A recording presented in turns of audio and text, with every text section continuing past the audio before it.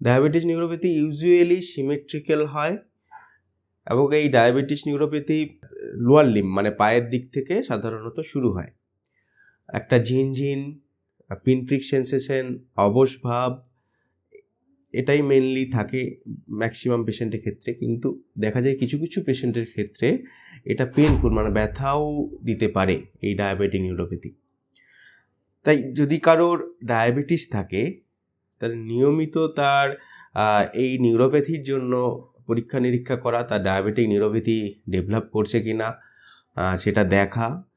আর যদি কারো diabetic neuropathy থাকে তার ট্রিটমেন্ট হিসাবে প্রথমে আসছে কিছু মেডিকেল থেরাপি, অ্যান্টিকনভালসেন্ট বা অ্যান্টিডিপ্রেসেন্ট, এই ধরনের ওষুধগুলো এই জায়গাতে খুব ভালো কাজ করে। এছাড়া কিছু ফিজিক্যাল থেরাপি, টেন্স, এই ধরনের যে থেরাপিগুলো রয়েছে সেগুলো দেখা যায় কিছু কিছু পেশেন্টের ক্ষেত্রে ভালো ইফেক্টিভ।